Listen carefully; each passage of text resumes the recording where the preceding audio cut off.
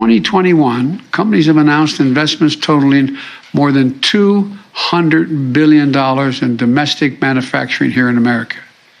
From iconic companies like GM and Ford building out new electric vehicle production to Tesla, our nation's largest electric vehicle manufacturer, we're seeing the beginnings of an American manufacturing comeback.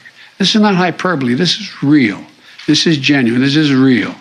You've heard me say all along when I was running and since I've gotten there, the world's at an inflection point. Things are going to change in big ways. And this is one of those transition moments.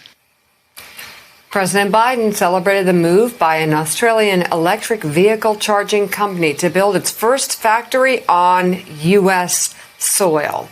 The Tritium company is expected to bring 500 local jobs to Lebanon, Tennessee, and create as many as 30,000 electric vehicle chargers per year. Joining us now to talk more about this, Secretary of Transportation Pete Buttigieg. So is this the opening the door to more, Secretary Pete?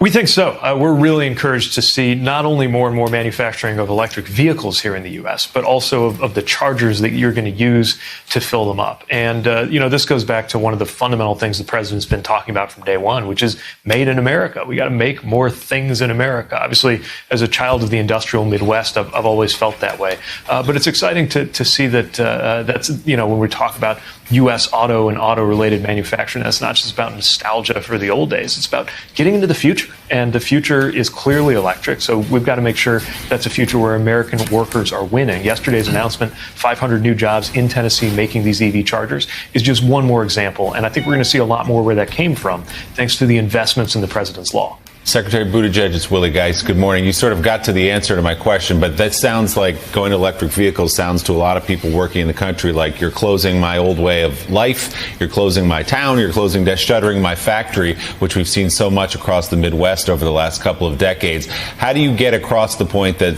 this kind of progress toward electric vehicles and other clean technology actually means more jobs? Yeah, I mean, look, I literally grew up in the shadow of a giant auto factory in South Bend, Indiana. But the reason that factory wasn't making cars anymore was that the company hadn't kept with the times. The Studebaker company, which made some of the best cars of the 40s and 50s, by the 60s, they were falling behind. Here in the 2020s, in order for American manufacturing to compete and win, we've got to make sure that we are ready for that electric vehicle revolution. And let me tell you, that EV revolution is happening with or without us. It's definitely happening around the world. The question is, will it be led by, China, or will it be led by the United States? That's why we have to make these investments. And by the way, it's not just electric cars and pickup trucks, but also some of the heavier duty vehicles. And one thing we're, as you can imagine, very excited about, trains and train sets and transit cars. We didn't have much of a U.S. manufacturing industrial base to build things like, electric and clean train and transit heavy equipment because we weren't buying that much. Now that that's changed, that's a demand signal that tells American manufacturers there's going to be a lot of business for you if you tool up and hire up and get a workforce ready to do that across the 2020s.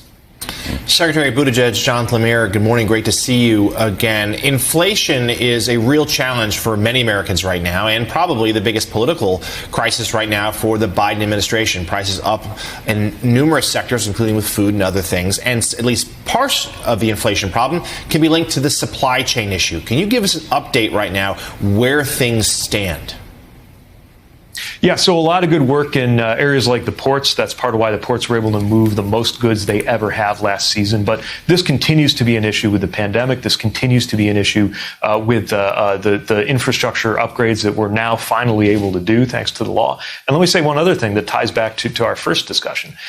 People keep asking me, when are these supply chain vulnerabilities going to end? The probably best honest answer is they're going to end when we're making more things in the U.S. When you want that chip or you want that car or you want whatever it is, you don't have to wait for it sitting on a boat in China. And this is exactly why the president has been relentless in pushing Buy America, Made in America. The bills, and they sound very technical, the Competes Act and its Senate counterpart about U.S. manufacturing competitiveness are very much geared toward this, building the U.S. industrial base. I mean, we're always going to trade with the rest of the world, but if everything we need is coming on a boat from somewhere else, then of course we're going to be vulnerable to supply chain issues, no matter how good our ports are.